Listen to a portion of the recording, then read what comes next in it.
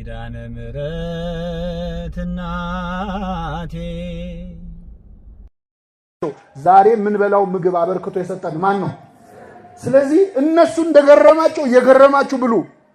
አይገርምም? የሰጠን እንጀራ ምግቡ ጨው ያለው እንደሆነ ይላል ቅዱስ ኤፍሬም። ጨው ያለው እንደሆነ ይህንን ጨው ከድንጋይ የፈጠረው ማን ነው? እግዚአብሔር ነው። ጨው ባይኖር እኮ እንዳይጣፍጥም በሉ። ዘይትን ከእጽዋት ላይ ያመጣው ማን ነው? እያደነቃችሁ ብሉ። ሰው ካፌ ገብቶ ሬስቶራንት ገብቶ ምግቡ ከጣፈጠው ያመሰግናል አይደል? ምግብን የፈጠረው ግን አናመሰግን። ለጸሎት ጊዜ የለንም። ቶሎ አማትበን ብንበላ ደስ ይላል።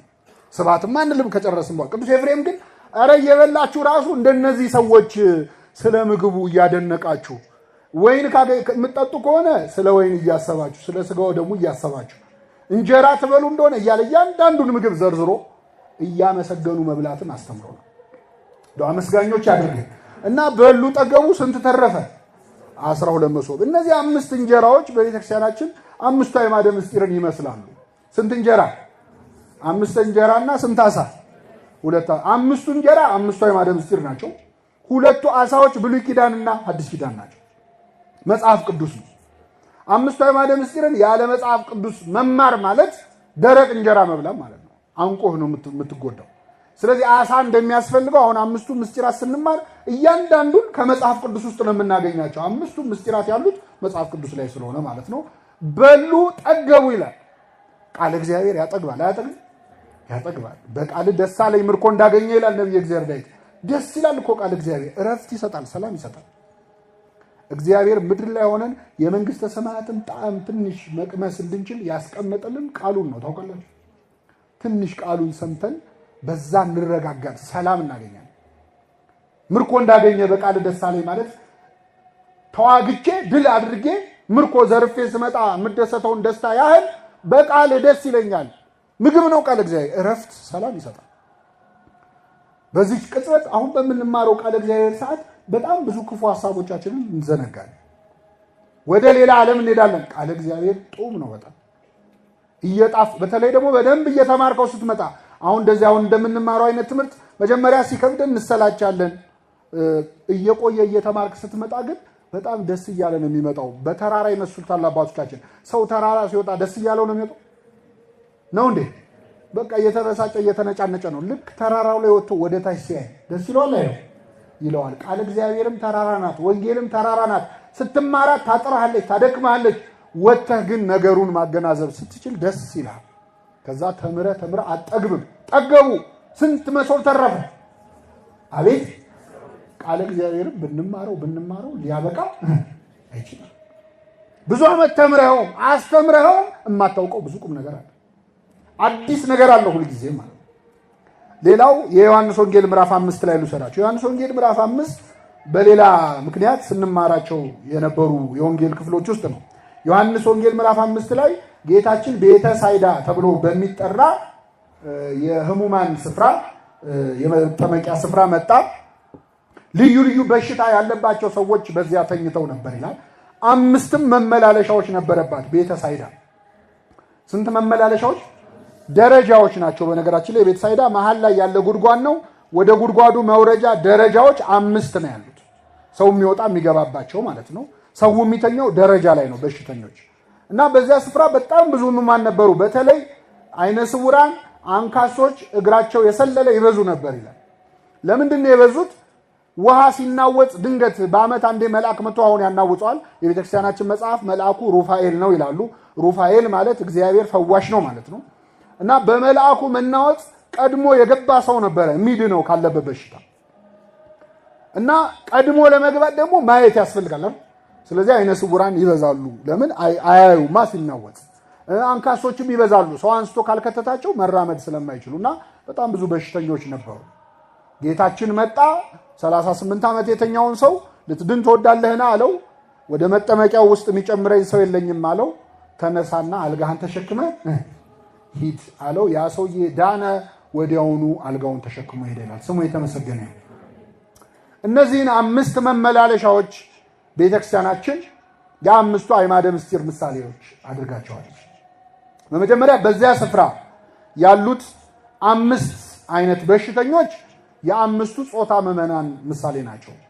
የአምስቱ ጾታ ምዕመናን። ጾታ ማለት በነገራችን ላይ ወንድ ሴት ማለት አይደለም። በቤተክርስቲያን መጽሐፍ ጸተወ ማለት ለየ ማለት ነው። ጾታ ማለት መለያ ማለት ነው። ለምሳሌ ጾታ የሌላቸው ጾታ ጸተወ ተብሎ ነው። ለምሳሌ ወሰራዊተ ሚካኤል በጾታሆሙ የሚካኤል የገብርኤል ሰራዊት በየጾታቸው ሲል በየወገናቸው ለማለት ነው እንጂ ጾታ ወንድ ሴት ለማለት አይደለም።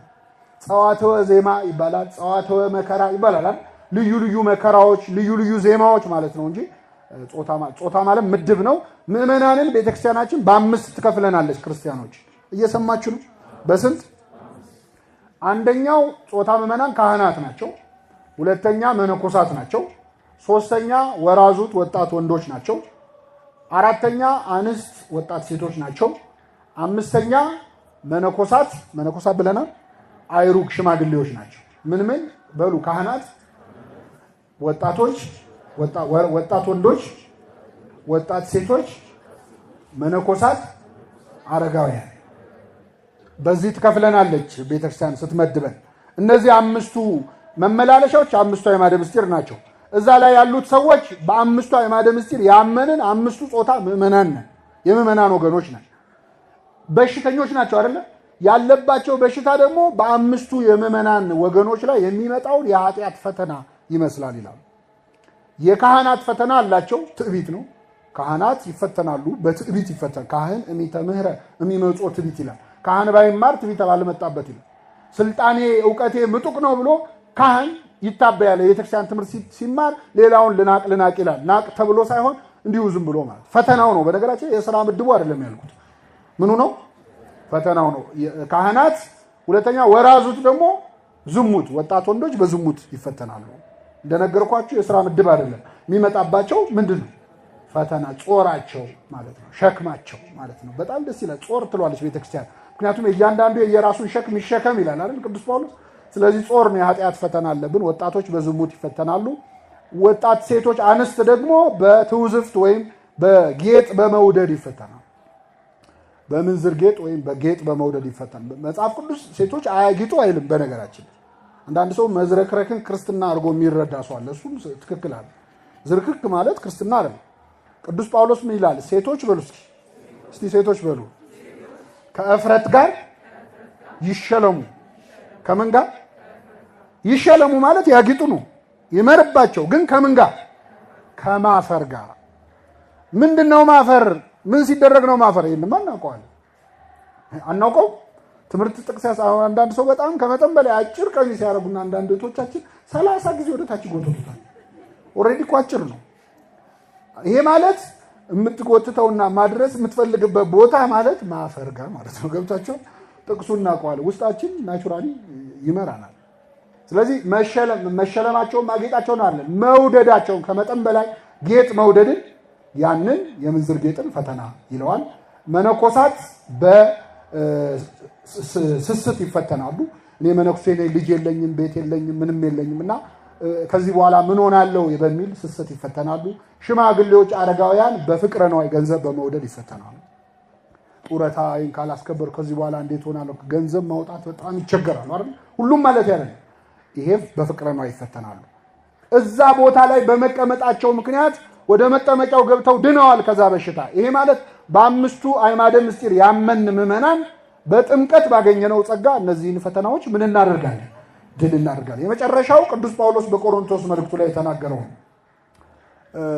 ከኔ ጋር በሉ እልፍ ቃላትን በልሳን ከምናገር ይልቅ 5 ቃላትን በአእምሮዬ ልናገር እወዳለሁ። በምኔ? በአእምሮ። እልፍ ቃላት፣ እልፍ ማለት 10,000 ማለት 10,000 ቃላት በልሳን ከምናገር ይልቅ የሚሰማኝ ሰው በማይገባው ቋንቋ ከምናገር ይልቅ ስንት ቃላትን? 6 ማለት ይችላል፣ 4 ማለት ይችላል፣ 5 ነው ያለው። 5 ቃላትን የሚለውን ሊቃውንተ ቤተክርስቲያን አምስቱ አዕማደ ምስጢርን በአእምሮዬ ማለት በእውቀት አይመራ አወቀ ማለት ነው። አእምሮ ማለት እኛ ብሬን የሚለውን ለማለት ነው የምንጠቀመው አይደል? አእምሮ ማለት ናላ ነው። ብሬን የምናስብበት ናላ ተብሎ ይጠራል። አእምሮ አይመራ አወቀ ነው። አእምሮ እውቀት ነው። ስለዚህ 5ቱን ቃላትን አምስቱ አዕማደ ምስጢርን ማለት ነው በእውቀት ነገረ ሥላሴን፣ ነገረ ሥጋዌን፣ ምስጢረ ቁርባንን፣ ምስጢረ ጥምቀትን በአእምሮዬ አስቤ ብናገር ይሻለኛል ብሎ ቅዱስ ጳውሎስ ተናግሯልና አምስቱ መሆናቸው እነዚህን ያስተረጉማል። እንግዲህ በሚመጣው ሳምንት የምንማረው ምስጢረ ሥላሴ ነው። የመጀመሪያውን ቃል ላጽፋችሁና የዛሬ ትምህርታችን እስቲ በሉ ምስጢረ ሥላሴ። ሚስጥራ ትበሉ ባካችሁ። ምስጢረ ሥላሴ ምጽፉ ጻፉት እስቲ። ሥላሴን ስንጽፍ የምንጽፈው መጀመሪያ በንጉሱ ሰ ንጉሱ ሰን ታውቁታላችሁ? እሱንም ማወቅ ያስፈልጋል እኮ አይደል? ንጉሱ ሰ ማለት የሹካ የሚመስለው ንጉሱ ሰ በንጉሱ ሰ ይጻፋል። ከዛ የመጨረሻው ደግሞ በእሳቱ ሰ በእሳቱ ሰ ደግሞ በጽፈን ከላይ ምን እናደርገው አይደል? አዎ ፊደል በነገራችን ላይ በቤተክርስቲያናችን መልክዓ ፊደል የትርጉም ችግር ያመጣል። ዝም ብለ አይጻፍ። ሁሉም ባይሆንም ጥቂት ቃላት ናቸው፣ ግን ፊደል መልክዓ ፊደሉ ሲቀያየር ትርጉም ይቀያየራል። ሰረቀ እና ሰረቀ፣ ሰረቀ ወጣ ነው፣ ሰረቀ ሰረቀ ነው፣ ሌባ ሆነ ማለት ነው። በዓል ብዙ ጊዜ ኮመን ሚስቴክ ሚዲያዎቻችን የሚሰሩት መልካም በዓል ይላሉ አይደለ? በአይኑ ከሆነ ዓመት በዓሉን አውደ ዓመቱን ሊያካተት ይችላል። ያኛው ሲሆን ግን ጣዖት ማለት ነው። ስለዚህ ሚዲያዎቻችን መልካም ጣዖት እያለ እንደዚህ ያለ ሀብት በሐሌታ ውሃ ሲጻፍ ሀብት ነው። በሐመር ውሃ ሲጻፍ ይላሉ ሊቀ ካህናት ክንፈ ገብርኤል አልታየ ሀበበ ከሚለው ግስ ነው የሚወጣው ዝሙት ማለት ነው። ስለዚህ ገሌ ሀብታም ነው የሚለው በሐመር ውሃ ሲጻፍ ምንድን ነው ማለት ጠንቀቅ ማለት። ሰዓሊ አሁን ሰዓሊ አቶ ገሌ ይባላል። ሰዓሊ በአይኑ ከተጻፈች ዜሮ ያላት ከሆነች ሰዓሊ ስዕል የሚስል ሰው ማለት ነው። ያኛው ከሆነ ግን ለማኝ ማለት። ስለዚህ ለማኝ ገሌ ከማለት እንግዲህ መጠንቀቅ ያስፈልግ። መልክዓ ፊደል ሥላሴ የሚለውን ቃል ተጠንቅቀን ነው የምንጽፈው። በምኑ ሰ ነው የምንጀምረው? በንጉሱ እግዚአብሔር እሰ ንጉስ ውእቱ እምቅድመ ዓለም። ነቢየ እግዚአብሔር ዳዊት እግዚአብሔር ከዓለም አስቀድሞ ምንድን ነው? ንጉስ ነው። ከመጀመሩ ደስ የሚል ቃል ነው። እግዚአብሔር እኛ መተን አላነገስ ነው። በነገራችን ሲቪክስ የሚባል ትምህርት ተምራችኋል አይደል? ሲቪክስ ላይ ጋቨርንመንት ለመቋቋም ምን ያስፈልገዋል? እስቲ የአፍሪካ ነገር ጠመንጃ እንዳትል። መጀመሪያ ምንም ያስፈልጋል? ህዝብ ያስፈልጋል። ሁለት ግዛት ቴሪቶሪ ያስፈልጋል። ሰራዊትም ያስፈልጋል። እሱም ያስፈልጋል። ያው አስቀደም ነው እንጂ ያስፈልጋል እኮ ማስፈልግ። እግዚአብሔር ግን ከዓለም አስቀድሞ ንጉስ ነው ይላል። ማለት ሰማይና ምድር ግዛቱ ምን ሳይሉ ሳይፈጠሩ ሰውና መላእክት ሳይመጡ ንጉስ ነው። እኛ ባንኖርም ብንኖርም ንጉስ ነው እግዚአብሔር። ሰራዊቱ መላእክት ሳይኖሩ ሌላ ሀገር የሚከበረው በሰራዊቱ ብዛት ነው አይደል? እግዚአብሔር ግን ለሰራዊቱ ክብራቸው ነው። ክብሮሙ ለመላእክት፣ የመላእክት ክብራቸው እግዚአብሔር ነው። እነሱ ለሱ ክብር አይሆኑትም። የነሱ ክብር ጫማ አድርጎ ነው የሚኖረው እግዚአብሔር። ማይረገ መላእክትን ተጫምቶ ይላል ኪዳን። ምን ማለት ነው? እንደ ጫማ። አሁን ጫማችንን እንሸከመዋለን ወይስ ይሸከመን?